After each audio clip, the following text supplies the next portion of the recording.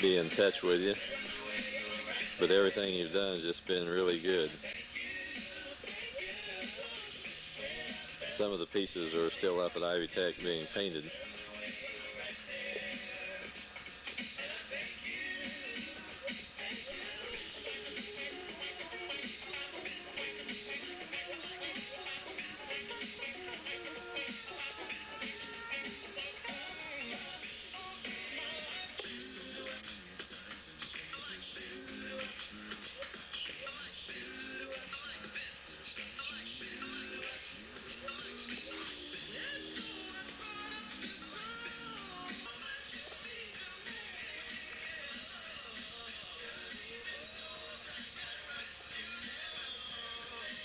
We just about got all the pieces made.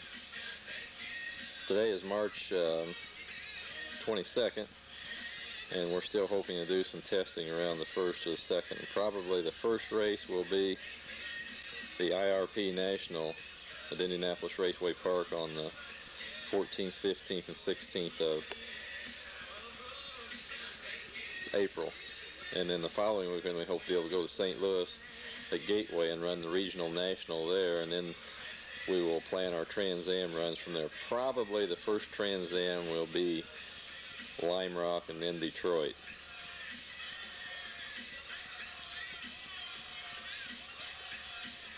And we'll have some still pictures that we've still taken all the way through the construction that we'll be getting you some copies and prints of those too. We're still not got everything wired. I mean, all of our wires are pretty well in so forth, but we haven't packaged them yet to do the final work. But the dash here is all deuce button. It can all come out, and we still try to design everything to where everything would be adjustable. And I'm just doing this tonight. We're kind of between the jobs.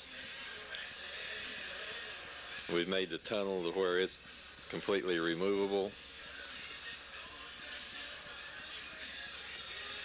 We packaged the transmission cooler right there you see in the center, and we'll pull the air from the side windows. We'll run a double duct into it. We'll have the oil tank mounted on the right side there.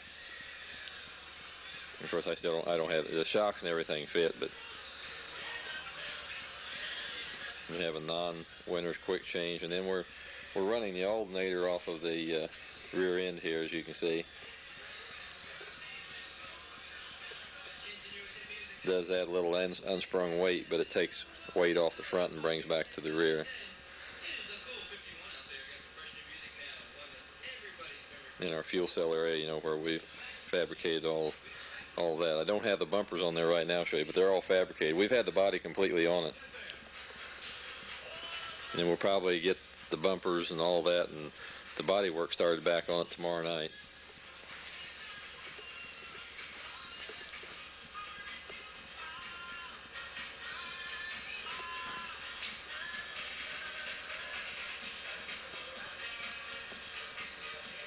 All the electronics is mounted in rubber bushings.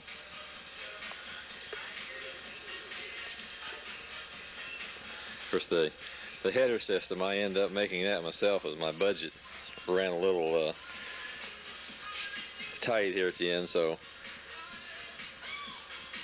we would bend some tubing each night and tack it together, and then I'd take it to school the next day and we'd TIG weld it, bring it back, do another piece next night. It took a total of, I think, 14 days to get the headers the way we wanted them. But I'm running about 42-inch length headers there. Hopefully that'll work on the bottom end. The airbox, I just finished that up last night. I vent the engine into the breather tank, which is right behind the dash, behind the water surge tank.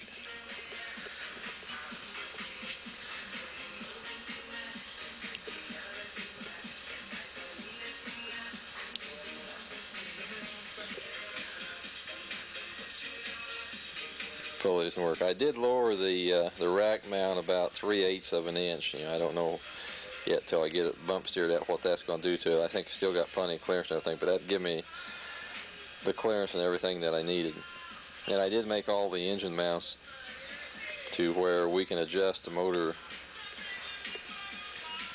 up to, we can move it rearward up to about another inch or two, about almost 2 inches, and of course we move sideways. The engine is set 7/8 of an inch to the right side, and hopefully that'll help on our weight distribution on the front end. And of course the accelerator pedal, how we've made the linkage, seems to work real good. Your pedals are really neat. Everything went together good on those. As you can see on the radiator, I mounted it just a little different than what we talked about on the phone, but it's a little more accessible to damage there, but I think it makes everything a lot easier to work on. Plus we run the water-cooled oil cooler right behind the radiator, and as many lines as we have running in there made that job a lot easier. Plus it'll make our nose when we take it off easier. This is just kind of a little bit of view of our shop, which is we build it all ourselves.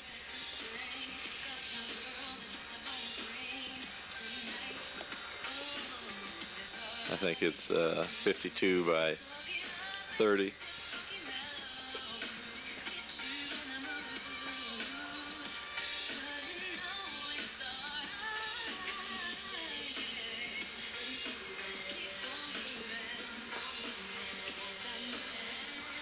And then we made our parts room onto the side there, which is it's 52 by 6.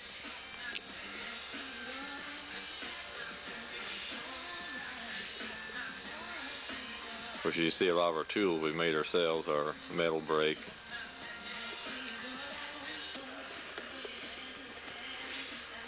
Part of our parts room where